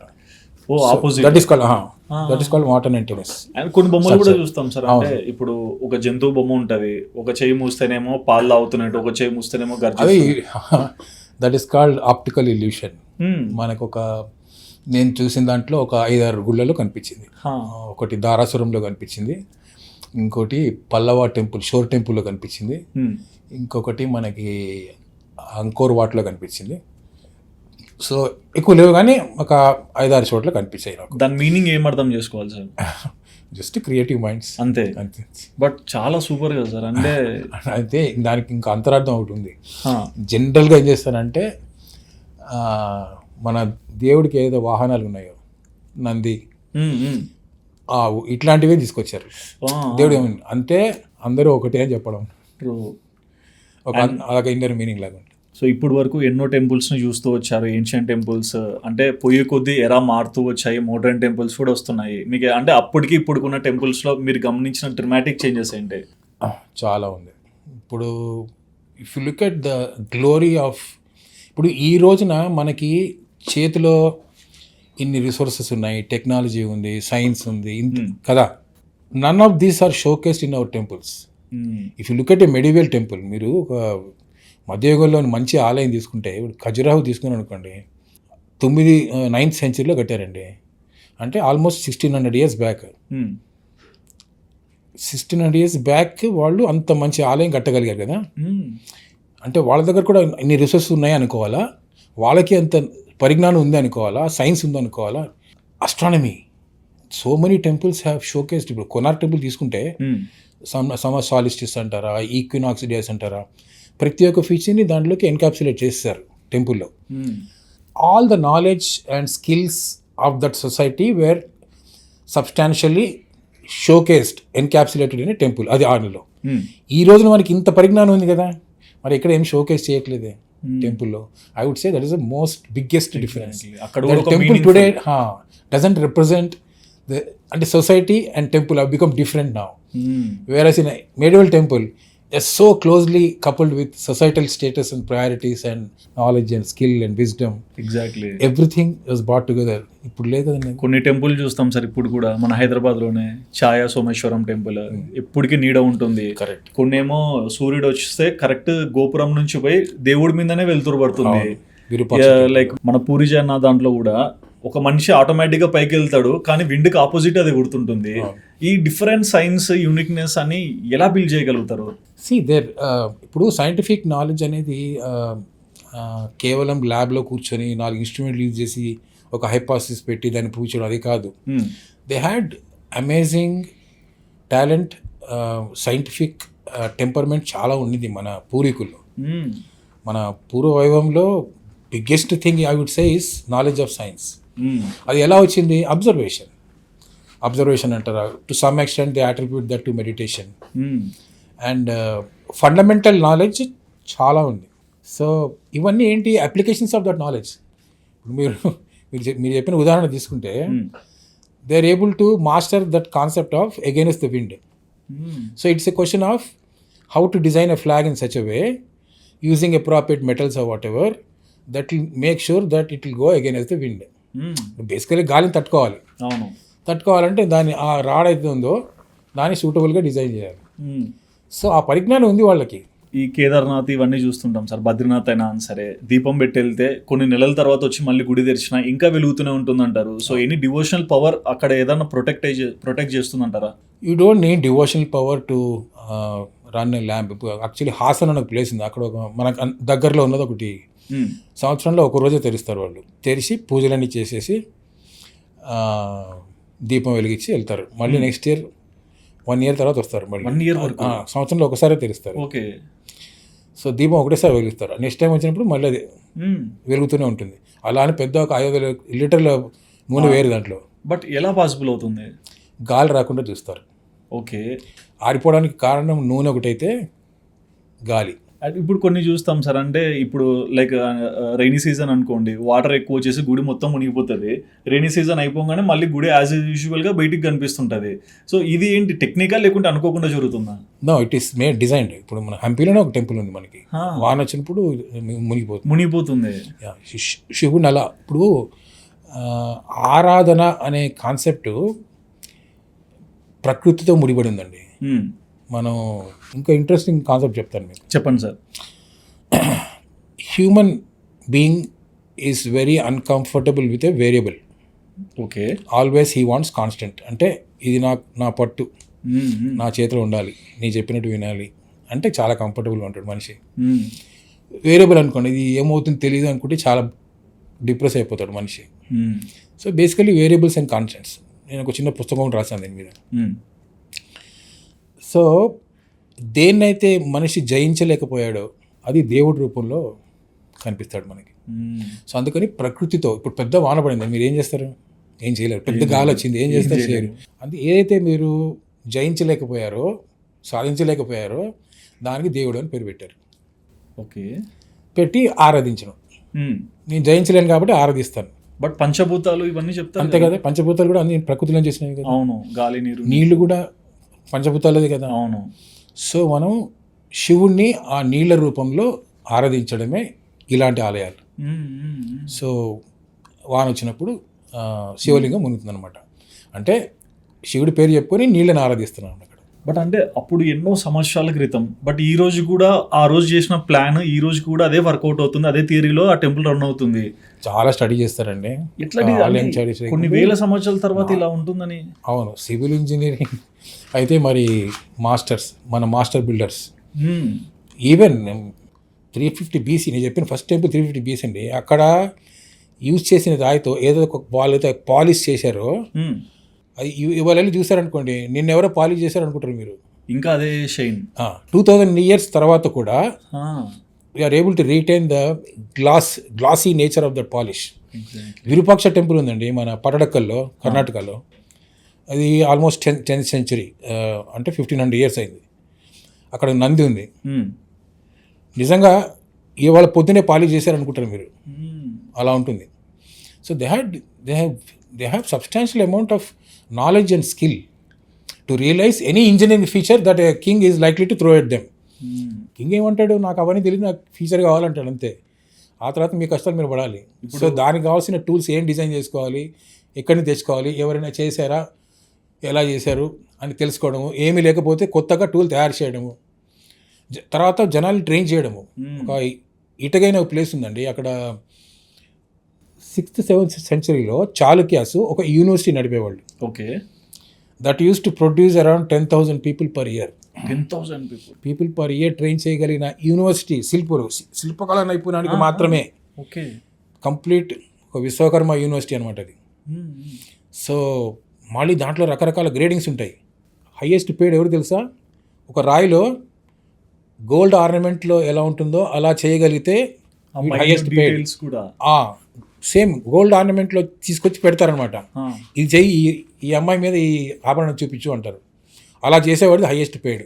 ఇలాంటి వాళ్ళు ఒక 10,000 మంది తయారు చేసేవాళ్ళు చాళుక్యాస్ టైంలో. కొన్ని గుళ్ళ మీద మనం శిఖరాలు చూస్తుంటాం కదా సార్, ఈ శిఖరాలకి ఏమైనా సైంటిఫిక్ మీనింగ్ ఉందా? బేసికలీ శిఖరం అనేది closest concept to A mountain. మనం ఎప్పుడు కూడా గుళ్ళు అనేవి మౌంటైన్స్ మీదే కట్టుకున్నాం. ఓకే. ఎప్పుడైతే భూమి మీద కట్టడం మొదలుపెట్టామో to give a feel of that mount Kailash అంటే whatever. So it is to replicate a mountain like structure. శిఖరం యొక్క ఉద్దేశం అది. సార్ మీరు టెంపుల్స్ గురించి ఇంత డెప్త్గా చెప్తున్నారు కదా, మన హిస్టరీలో చూసుకుంటే ముఘల్స్ కానీ బ్రిటిషర్స్ కానీ అంటే వాళ్ళు పరిపాలించినప్పుడు ఎన్నో ప్లేసెస్లో ఎన్నో అద్భుతమైన టెంపుల్స్ని డిస్ట్రక్షన్ చేయడానికి చూశారు. సో అట్లా మీరు ఈ సిరీస్లో ఎక్కడికైనా వెళ్తున్నప్పుడు అక్కడ వాళ్ళు ట్రై చేసిన కొన్ని, ఇప్పుడు బృహదీశ్వర ఆలయం ఉంది, ఎన్నో రోజులు కష్టపడినా సరే 10-20% డిస్ట్రక్ట్ చేశారని చెప్తారు. సో ఇటువంటి వాటి గురించి మీ కమెంట్ ఏంటి? అంటే ఇప్పుడు జనరల్గా మన ఇండియన్ హిస్టరీలో వింధ్యా పర్వతాలకి పైన ఎక్కువ దాడులు జరిగాయి. అంటే ఇంచుమించుగా మధ్యప్రదేశ్, దాని కింద దాడులు తక్కువ అని చెప్పాలి. అక్కడ దాడులు బాగా జరిగాయి. బాగా పూర్తిగా నాశనం చేసిన టెంపుల్స్లో మనకి సోమనాథ్ ఒకటి వస్తుంది. తర్వాత కాశ్మీర్లో బ్రహ్మాండమైన ఆలయం ఉండేది, చాలా పెద్ద ఆలయం, చాలామంది అన్నారు కాశ్మీర్లో ఉన్నాయని. మార్తాండ్ అని సన్ టెంపుల్ అనమాట. ఓకే, కొనార్క్ కన్నా గ్రాండ్గా ఉండేది. అది నిజంగా సర్వైవ్ అయి ఉంటే చాలా గ్రాండ్గా ఉండేది. So destruction happened, but many temples were rebuilt and many of them were protected by so called kings like Krishnadevaraya అంటారు. మొత్తం సౌత్ని చాలా ప్రొటెక్ట్ చేసింది కృష్ణదేవరాయ. ఓకే, తర్వాత రాజరాజ చోళ. అసలు మొఘల్స్ అంతవరకే వచ్చారు, కింద వరకు ఎక్కువ రాలేదు. అందుకని ఎక్కువ మనకి కనిపిస్తాయి అనమాట సౌత్లో. అంటే generally invasions largely happened in north India and south India was protected by geographical benefit advantage and very strong kings who did not allow Mughals to penetrate the southern tip of India. అందుకని most of them have survived here. But అక్కడ కూడా try చేశారు, అక్కడ south India కూడా try చేశారు, కానీ they could not destroy. ఇప్పుడు it took them so much time to destroy one temple, they decide not to destroy it. ఇప్పుడు లేపాక్షి, అజంతా ఈ టెంపుల్ చూస్తుంటాము, ఒకదాని పక్కన ఒకటి బ్రిక్స్తో పెట్టే ప్లేస్ చేసే కడతారు, కానీ ఎక్కడ కూడా ప్యాచ్ వర్క్ కనిపించదు. నేను మొదట్లో అడిగినట్లే, ఇవి ఎలా చూపించగలదు? అంటే బ్రిక్ కదా ఇది. బ్రిక్ అంటే నార్మల్ మనం యూజ్ చేసే బ్రిక్ ఈ రోజునే బ్రిక్ కాదు, obviously it is made up of stone. Okay, so వాళ్ళు స్టోన్కి మధ్య లెస్ దెన్ 1 mm గ్యాప్ వచ్చేట్టుగా పాలిష్ చేసేవాళ్ళు. So you will always think there actually continuous structures, actually brick wise structures అది. కాకపోతే ఆ refined polish is done so well. నేను అందుకే మా బుక్లో ఒక సబ్జెక్ట్ రాశాను, జాయినరీ ఇంజనీరింగ్లో పొజిషనింగ్ అంటారా, లిఫ్టింగ్ అంటారా, జాయినింగ్ అంటారా, ఇలా రకరకాల టెక్నిక్స్ మీద కూడా నేను రాశాను. ఏ టెక్నిక్స్ ఏ టెంపుల్లో యూజ్ చేశారు ఇచ్చి దానికి ఉదాహరణలు కూడా ఇచ్చాను, బొమ్మలు కూడా ఇచ్చాను. So if you want really understand in depth, please read my book. అంతే. ఓకే సార్, టెంపుల్స్ గురించి ఇంత డీటెయిల్గా చెప్పారు కదా, most unique in detail the best to visit for every audience అంటే ఏ టెంపుల్ గురించి మీరు చెప్తారు? అంటే అక్కడ జరిగిన ఆర్ట్ వర్క్ కూడా మీకు ఇంప్రెసివ్ థింగ్ ఇచ్చిందంటే? కష్టం, ఎందుకంటే చాలా ఆలయాలకి చాలాసార్లు వెళ్ళాల్సి వచ్చింది. నేను సార్ ఇష్టంగా వెళ్ళాను, కష్టంగా కాదు, ఇష్టంగా వెళ్ళాను. మళ్ళీ చూడాలనిపించే ఆలయాలు I would say top rating is Khajuraho. ఎందుకంటే ఆర్ట్ పరంగా చూస్తే నేను ఇందాక చెప్పాను మీకు, I divided the entire art into 7 different parts. Epics అనండి, డైలీ లైఫ్ అనండి, ఎరోటికా అనండి, నేచర్ అనండి, పర్సనల్ అడోన్మెంట్ అనండి, ఉమెన్ ఇన్ స్కల్ప్చర్ అనండి.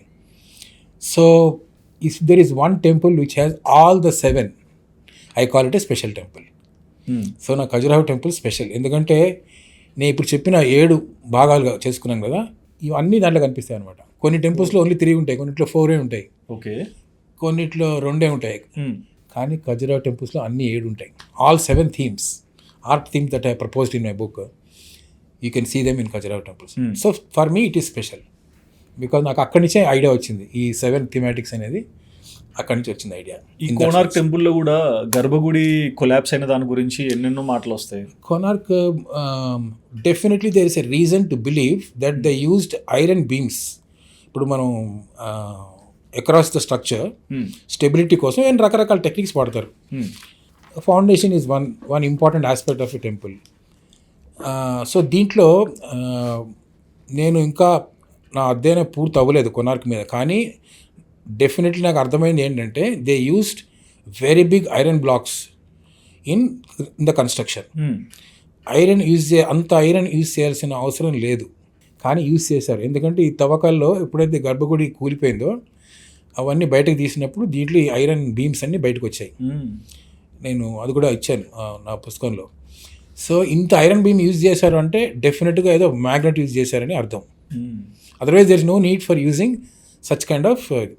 సో బేసిక్ కంక్లూజన్ ఏంటంటే they were using one powerful magnet on the top and they were using another magnet at the bottom, and between them there was a Surya, idol of Surya hanging between in the air అనమాట.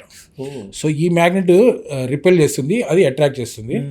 So ఈ మధ్యలో ఒక విగ్రహం అనమాట, ఆ విగ్రహం కూడా మెటల్ది. So అది కూడా నేను కవర్ చేశాను. అది మనకి ఆ విగ్రహం వచ్చేసి ఢిల్లీలో నేషనల్ మ్యూజియంలో ఉంది, అక్కడ పెట్టారు. బ్రహ్మాండం అసలు. అది నిజంగా కనుక ఊహించుకుంటే చాలా గమ్మత్తుగా ఉంటుంది. Floating in the air, you can have a huge idol which will be some కొన్ని టన్స్ ఉంటాయి దాని weight. Is hanging in the air అనేది చాలా పెద్దది. కాకపోతే ఏమైందంటే Konark also is a sea shore. So general story is షిప్స్కి వాళ్ళ కంపాస్ దెబ్బతింటుందని చెప్పి వాళ్ళు వచ్చి దీన్ని డిస్టర్బ్ చేశారు. It was disturbing the ships movement. They were not able to locate compass correctly, directions. గుడి దగ్గర రాగానే ఆ కంపాస్ మిస్బిహేవ్ చేయడం మొదలుపెట్టేది, డైరెక్షన్ లేకుండా. అందుకని వాళ్ళు వచ్చి దాన్ని డిస్ట్రాయ్ చేశారని చెప్తారు. అండ్ టెంపుల్స్లోనే ఇంకొక క్వశ్చన్ సార్, అంటే లాస్ట్ క్వశ్చన్ దీంట్లోనే. సో ఇప్పుడు ఫెస్టివల్స్కి టెంపుల్స్కి ఉన్న రిలేషన్ ఏంటి? అంటే ప్రతి పండగకి టెంపుల్కి వెళ్ళాను ఒక ఆచారం వచ్చింది ఎప్పటి నుంచో. సో ఎందుకు ఇది వచ్చి ఉండొచ్చు, దీనిలో ఉన్న అర్థం ఏంటి? బేసికలీ ఫెస్టివల్ అనే concept it is celebration of A celestial event. మన ఇండియన్స్ ఫెస్టివల్ సిస్టమ్ క్యాలెండర్ అంతా కూడా మనకి మన గ్రహాలకితో సంబంధించింది. సో అందుకే మనం ప్రతి పండగకి దశమి అంటాము, నవమి అంటాము, అష్టమి అంటాము, అన్నిటికి క్యాలెండర్తో సంబంధించింది. So basically as a part of our respect for nature, again we celebrate every celestial event. So every festival actually is a celestial event. So మన పండగని పేరు చెప్తున్నాం కానీ actually we're celebrating the celestial event అనమాట. ఒక event in the universe. ఒక example ఇస్తాను మీకు. భూమి సూర్యుడు చుట్టూ తిరుగుతుంది, అవునా? తిరుగుతున్నప్పుడు ప్రతి సంవత్సరం ఏమవుతుందంటే, ఈ సంవత్సరం ఇలా తిరిగింది అనుకోండి, నెక్స్ట్ ఇయర్ ఇలా తిరుగుతుంది, ఓకే, వచ్చిన తర్వాత ఇలా తిరుగుతుంది.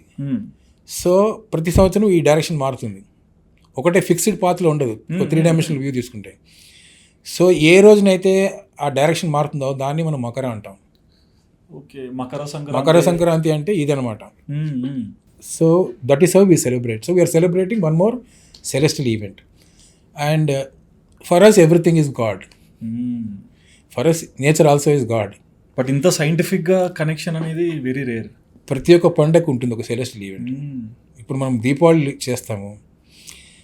దీపావళి చేసినప్పుడు మనం క్రాకర్స్ ఎందుకు చేస్తాము?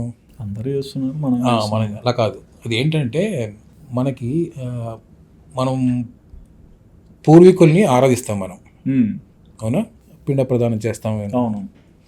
ఎవ్రీ ఇయర్ మనము మన పూర్వీకులు అందరికీ ఒకసారి గుర్తుపెట్టుకొని వాళ్ళు వచ్చినట్టుగా భావించి వాళ్ళని కూర్చోబెట్టి భోజనం పెట్టి పంపిస్తాం. వీళ్ళు వచ్చి మన దగ్గర ఉండి వెళ్ళిపోతారు. అంటే మనం ఊహిస్తాం, అలా భావిస్తాం. We believe that they come here, they enjoy the stay here and then they go back. And when they go back, పరలోకాలకు వెళ్తున్నప్పుడు వాళ్ళకి దారి చూపించడానికి మనం క్రాకర్స్ కాలుస్తాం. So this is the reasoning behind fire crackers. అందుకని ఇవన్నీ ఇప్పుడు వచ్చాయి, బాంబులు, టిప్పులు, ఇది కాదు. యాక్చువల్లీ ఒరిజినల్గా క్రాకర్స్ అంటే ఓన్లీ తారజవులు ఉండేవి. అవును, ఇట్లా పైకి వదిలేవడం. అంటే మీరు దారి తప్పుతారేమో, భయపడకండి అని చెప్పి ఇలా లైట్ చూపించడమే క్రాకర్స్. ఓకే సార్, టెంపుల్స్ గురించి ఇంకా అడగవచ్చు, బట్ నాకు కొన్ని విషయాలు తెలుసుకోవాలని ఉంది సార్. అంటే బేసిక్గా తెలుగు లిటరేచర్కి చాలా ప్రాముఖ్యత ఉంది, బట్ డే బై డే దాని గురించి ఎగ్జిస్టింగ్ చాలా తగ్గిపోతుంది. ఈవెన్ టుడే మన చుట్టూ ఉన్న సొసైటీలో చాలామంది పిల్లలు కూడా తెలుగు మాట్లాడగలుగుతారు కానీ రాయడం కానీ, ఒకవేళ రాసింది చదవడం కానీ, అంటే కరెక్ట్గా చదువుతారా లేదన్న డౌట్స్ కూడా వస్తాయి. సో అంతరించిపోతున్న మన తెలుగు లాంగ్వేజ్ వైపు మీ స్టేట్మెంట్ ఏంటి? ఫస్ట్ ఆఫ్ ఆల్ తెలుగు మీద మాట్లాడన్నారు, చాలా బాగా అనిపించింది, సంతోషం. ఎందుకంటే నాకు చాలా ప్రీతిమైన సబ్జెక్ట్స్లో తెలుగు ఒకటి. ఓకే, మన వాంగ్మయం చాలా పెద్దది, తెలుగు వాంగ్మయం చాలా పెద్దది. నన్నయ్య గారి దగ్గర నుంచి మొదలుపెట్టి మనం సి నారాయణ రెడ్డి వరకు శ్రీశ్రీ వరకు చాలా వాంగ్మయం ఉంది మనకి. తెలుగు అంతరించిపోవడం కన్నా కొంచెం వాడుక తగ్గింది అని కరెక్టే. ఎందుకంటే మన సిలబస్లో కానీ ఇప్పుడు ఇంట్లో మాట్లాడుకోవడం తక్కువైపోయింది. మెయిన్ రీజన్, ముఖ్య కారణం అదే. తర్వాత బాగా చెప్పేవాళ్ళు లేరు అని నేను అనుకుంటున్నాను. అంటే చెప్పే రీతిలో చెప్తే పిల్లలు వింటారు. ఎందుకంటే నా అనుభవమే చెప్తాను. నేను ఒక స్కూల్కి వెళ్ళాను. వెళ్ళి వాళ్ళు నైతిక విలువల గురించి చెప్పమన్నారు. ఓకే. అయితే నేను పద్య రూపంలో చెప్తాను, వింటారా అని అడిగాను. అందరూ వింటామన్నారు. సో వాళ్ళకి మంచి పద్యాలు వినిపించాను. నాకు ఆ చేంజ్ కనిపించింది. అంటే నిజంగా చెప్పగలిగితే, బాగా చెప్పగలిగితే పిల్లలు వింటారు. చెప్పేవాళ్ళు లేక వాడుక తగ్గిందని నా ఉద్దేశం. సో నేనేం చేస్తున్నా, ఒక గవర్నమెంట్ స్కూల్స్ని అడాప్ట్ చేసుకుందాం అనుకుంటున్నాను. గవర్నమెంట్ స్కూల్స్ ఒక 4-5 స్కూల్స్ని అడాప్ట్ చేసుకొని నెక్స్ట్ ఇయర్ రిటైర్మెంట్ తీసుకొని రోజు వెళ్ళి ఒక 4 గంటలు స్కూల్స్లో స్పెండ్ చేసి తెలుగు మీద కాస్త అనురక్తి సృష్టించాలని నేను కంకణం కట్టాను. అది నా వంతు సాయం చేస్తాను. ఇంకా చేయొచ్చు, చాలా చేయొచ్చు. మీరు కూడా రండి నాతో పాటు, మనం ఒక కాంపిటీషన్ పెడదాం, పద్య కాంపిటీషన్ పెడదాం, మంచి రివార్డ్స్ ఇద్దాం, పిల్లలకి నేర్పిద్దాం, కాంపిటీషన్ పెడదాం, రివార్డ్ చేద్దాం. మన వంతు. ఇంకోటి ఏంటి, నేను ఒకటి డిసైడ్ అయ్యాను, ఎవరికైనా గిఫ్ట్ ఇవ్వాలి అంటే కేవలం పుస్తకమే ఇస్తాను, ఇంకేం ఇవ్వను. Reason, I want to promote Telugu. Telugu వాడకం. ఇప్పుడు మంచి శతక సాహిత్యం ఉందండి, చాలా బ్రహ్మాండమైన శతక సాహిత్యం ఉంది తెలుగులో, చాలా శతకాలు ఉన్నాయి, చెప్పేవాళ్ళు లేరు. సో నా వంతు సహాయం ఏంటంటే ప్రతి ఒక్కడికి ఒక బహుమానం గిఫ్ట్ ఇవ్వాలంటే తెలుగు పుస్తకం ఇస్తాను, చదవాలి. చదివిన తర్వాత కాంపిటీషన్ పెడతాను, దాంట్లో మళ్ళీ గిఫ్ట్, మళ్ళీ బుక్స్ ఇస్తాను. సో ఈ రకంగా తెలుగుని ప్రోత్సహించాలి మనం. బట్ మీరు తెలుగు గురించి చెప్తున్నప్పుడు నాకు ఒక డౌట్ వచ్చింది సార్. అంటే ఇప్పుడు హైదరాబాద్, మన ఆంధ్ర అంటే తెలుగు మాట్లాడతారు, లేదు కర్ణాటక సైడ్ వెళ్తే కన్నడ, మలయాళం, ఇలా డిఫరెంట్ లాంగ్వేజ్ ఎందుకు వచ్చాయి సార్? ఇవన్నీ టెక్నికల్గా చెప్పాలంటే it's all adaptation of different scripts ఇవన్నీ. సో ఎందుకు వచ్చింది అనేది చాలా పెద్ద ప్రశ్న, చాలా పెద్ద ప్రశ్న. బట్ ఈ రీజనల్ లాంగ్వేజ్కి ఒక ఇంపార్టెన్స్ ఉంటుంది కదా? డెఫినెట్గా ఉంటుంది. Definitely every regional language has its own flavour. అంటే ఇంచుమించుగా ఈ south Indian language except Tamil, మిగతా అన్నీ కూడా సంస్కృతి నుంచే వచ్చాయి. So basically it is a process of evolutionary ప్రాసెస్లో it's a process of making language easier for people to read and write. Sanskrit was considered a tough language from a grammar point of view, చాలా తక్కువ మంది తెలిసేది.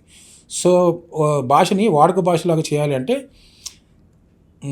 సులభంగా ఉండాలి. వ్యాకరణం కానీ, రాసే పద్ధతి కానీ, చదివే పద్ధతి కానీ సులభంగా ఉండాలి. అలా డెవలప్ అయ్యే లాంగ్వేజెస్ అని.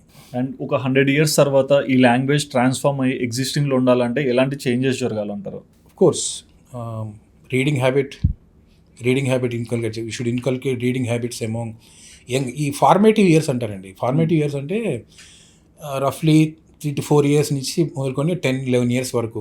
ఈ 6-7 yearsలో మీరు ఏం చెప్తారో, మీ కల్చర్ గురించి, మీ సంస్కృతి గురించి చెప్పండి, మీ భాష గురించి చెప్పండి. ఏం చెప్పినా ఈ 6-7 సంవత్సరాల్లో చెప్తే చాలా గట్టిగా దిగుతుందండి.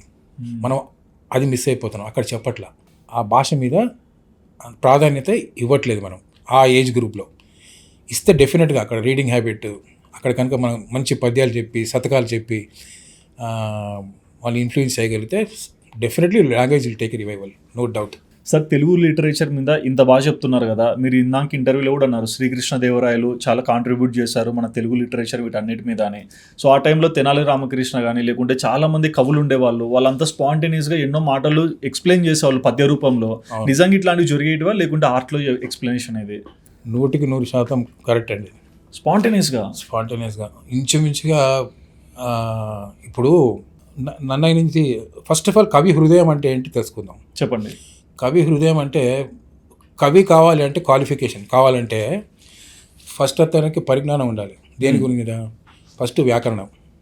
Telugu poetry is strictly guided by grammar, వ్యాకరణం.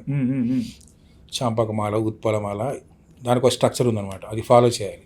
Number 1. Number 2, every poet should have substantial knowledge of our ఇతిహాసాలు కానీ మన పురాణాలు కానీ వీటన్నిటి గురించి మంచి అవగాహన ఉండాలి. నెంబర్ 2. నెంబర్ 3, పరకాయ ప్రవేశం అంటాం. పరకాయ అవునవును అంటారు, ప్రవేశం ఎవరో వచ్చారు. ఇప్పుడు మీకు ఒక ఉదాహరణ ఇస్తాను. ఇప్పుడు తిక్కన గారు మహాభారతం రాస్తున్నారండి. రాస్తున్నప్పుడు కొన్ని వందల క్యారెక్టర్స్ ఉన్నాయి మహాభారతంలో, అవునా? ద్రౌపది అంటారా, అర్జునుడు, నకులుడు, వీళ్ళని తెలిసిన భీష్ముడు, కృష్ణుడు అందరూ ఉన్నారు కదా. మీరు ఒక ద్రౌపది గురించి రాసినప్పుడు భాష ఎలా ఉండాలండి? చాలా సరళమైన భాషలు ఉండాలి కదా. ఆమె మాట తీరుని ప్రతిబింబించాలి మీరు కదా, సున్నితంగా. సో ద్రౌపదిలోకి పరకాయ ప్రవేశం చేసి ఊహించుకొని వ్యాకరణం పెట్టుకొని ఈయన పదజాలం గుర్తు తెచ్చుకొని ఒక పద్యం రాయాలి, అవునా? వెంటనే ధర్మరాజు వస్తాడు, ఆయనలో పరకాయ ప్రవేశం చేయాలి, అవునా? చేసి ధర్మరాజు రాసినట్టుగా రాయాలి ఒక పద్యం. తర్వాత భీముడు, ఒక్కొక్కడిది ఒక క్యారెక్టర్ వేరు. ఒకడు సరళంగా ఉంటుంది, చాలా మృదువుగా ఉంటుంది ధర్మరాజు భాష. భీముడికి పౌరుషం చాలా ఎక్కువ. సో ఆయన పద్యాలు రాసినప్పుడు పరకాయ ప్రవేశం చేసి భీముడిలోకి వెళ్ళి ఆయనలా ఊహించుకొని ఒక పద్యం రాయాలి. నేను అంటాను, ఇన్ని డైమెన్షన్స్ ఉన్నాయి కదా, ఇవన్నీ పెట్టుకొని ఏదో పేపర్ మీద రాసి తుడిచేసి అలా రాసిన పద్యాలు కాదు, ఆసుగా రాసిన పద్యాలు. తిక్కనగా 1,00,000 పద్యాలు రాశారండి. ఏదన్నా ఒకటి చెప్పండి సార్. ఇది రాయకముందు పూనుకున్నాడు అనమాట. సో ఆయన అంటాడు ఒక చోట, ఎందుకు రాసావు, ఇంత కష్టపడి ఎందుకు రాసావా మహాభారతం? కావున భారతామృతము కర్ణపుటంబుల ఆరగ్రోలి ఆంధ్రావళి మోదమం బొరయ అంకిత సాత్వికేయ సంస్కృతి శ్రీ విభవాస్పదంబైన చిత్తముతోడ మహాకవిత్వ దీక్షావిధి నొంది పద్యముల గద్యములు రచించదని కృతులు అన్నాడు. సో రాయాలనుకుంటున్నాను, చెవులకి మంచి పాటలాగా వినిపించేట్టుగా నా భాష మొత్తం ప్రయోగం చేసి నా పదజాలం వాడి మీకు ఒక మంచి భారతం అందించాలన్న పూనిక, అందుకోసం ఇంత కష్టపడుతూ అంటున్నాను. సో మై సజెషన్ ఈస్, మనం ఒకరోజు ఎక్స్క్లూజివ్గా తెలుగు పోయిటరీ మీద ఒకటి పెట్టుకుందాం. ఒక నన్నయ్య గానిచి, అలసాని పెద్దన, దూర్చటి, ఇలా. ఎందుకంటే చాలా విషయాలు ఉన్నాయి పద్యాలు చెప్పాలంటే. మీకు ఇంకొక ఉదాహరణ ఇస్తాను, చెప్పండి. దూర్చటి ఒక పద్యంలో అంటాడు, వన్నే ఏనుగు తోలు దుప్పటము, బువ్వ కాలకూటంబు, చేగిన్నే బ్రహ్మ కపాలము, ఉగ్రమగు బోగే కంఠహారంబు, మేల్ నిన్నీలాగను నుండి తెలిసియున్ నీ పాద మూలంబునని చేర్చెన్ నారాయణుడు ఎట్లు మానసమునన్ శ్రీకాళహస్తీశ్వర అంటున్నాడు. శివుడి దగ్గరికి వెళ్ళి దూర్చటి అంటున్నాడు, వన్నే ఏనుగు తోలు దుప్పటము, నువ్వేమో ఏనుగు చర్మం పట్టుకుంటావు, ఒళ్ళంతా బూడిద పూసుకుంటావు, అదేదో అడుగు తినేవాళ్ళగా కపాలం పట్టుకొని తిరుగుతుంటావు, కపాలేశ్వర స్వామి అంటాం కదా. నువ్వు తిన్నావు అని తెలిసింది మాకు రెండే, ఒకటి ఆ భక్త కన్నప్ప పెట్టిన ఎంగిలి మాంసము, లేకపోతే హాలాహలము. నువ్వు తిన్నావు అని తెలిసింది మాకు ఈ రెండే. అదేదో గొప్ప ఆభరణం వేసుకున్నట్టు మెడ మీద ఒక పాము వేసుకుని తిరుగుతుంటావు, అవునయ్యా నువ్వు ఇంత దరిద్రంగా ఉంటావు కదా. మరి ఆ విష్ణు వచ్చి నీ కాళ్ళ మీద పడి నీలో సగభాగం అయిపోతాడంటే అప్పుడు హరిహర అంటాం కదా, ఆయన వచ్చి నీ కాళ్ళ మీద పడతాడు ఎందుకే శ్రీకాళహస్తీశ్వర? నిజంగా చెప్పాలంటే ఈ ప్రశ్న ఎవరిని అడగాలండి? విష్ణువుని అడగాలి. ఏంటయ్యా నువ్వు ఇంత శోభాయమానంగా ఉంటావు కదా, ఇంత రంగురంగుల పూజలు పళ్ళు, నువ్వు వెళ్ళి ఆయన మీద పడతావు ఏంటో, నీకేం వచ్చింది అని అడగాలి.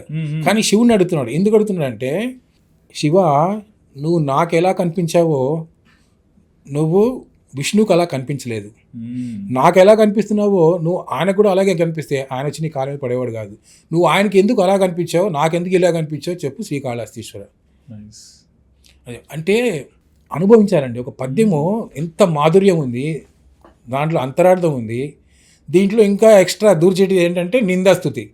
ఆయన నిందించినట్టుగా ఉంటుంది కానీ స్తుతిస్తాడు అనమాట, తిట్టినట్టుగా ఉంటుంది, ఆల్మోస్ట్ తిట్టేసినట్టే ఉంటుంది కానీ తిట్టట్లా స్తుతిస్తున్నాడు.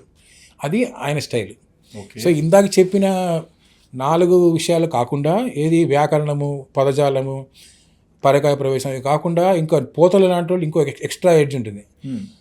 రితం అంటాము, ప్రాస తర్వాత ఎలిట్రేషన్, అనుప్రాస, ఇంకో విషయం ఉంది. ఈ 4 కాకుండా ఇంకో ఎక్స్ట్రా డైమెన్షన్ అనమాట పోయిటరీలో. పోతన గారిది అది స్పెషాలిటీ. ఆయన ఒక పదం ఎన్నుకుంటే దాని మీద ఒక పద్యం వల్లేస్తారు ఆయన. ఒక పద్యంలో పోతన అంటాడు, మలగవు సింగములకైనను తలగవు కొండలకైనను మార్కొను కడిగి గలగవు పిడుగులకైనను ఇలువల సంపన్న బుద్ధి ఏనుగు గున్నలు. దీనిలో లా లా లా గా గా వాడుంటాడు. అదే ఇంకో చోట అంటాడు, నీరాట వనాటములకు పోరాటం బెట్లు కలిగే పురుషోత్తము చే ఆరాటం ఎట్లు మా నేను ఘోరాటవిలోని భద్రకుంజరమునకుని అంటాడు. దీంట్లో టాటా వాడేశాడు ఆయన. నీళ్ళలో ఉండే ప్రాణికి ఆ భూమి మీద తిరిగే ప్రాణికి ఈ రెండింటికి అసలు గొడవ ఎందుకు వచ్చిందే? సరే వీళ్ళిద్దరు కొట్టుకున్నారు, ఆయన ఎందుకు వచ్చాడు మధ్యలో? పురుషోత్తము చే ఆరాటం ఎట్లు మా నేను ఘోరాటవిలో భద్రకుంజరమునకుని. సో ఇలా ఈ ప్రాస అనుప్రాస అనేది ఎడిషనల్ డైమెన్షన్. సో అందుకని చాలా పెద్ద సబ్జెక్ట్ కాబట్టి నా సజెషన్ ఏంటంటే మనం ఎక్స్క్లూజివ్గా ఒక రోజు చేద్దాం, పోయిటరీ మీద పెట్టుకుందాం.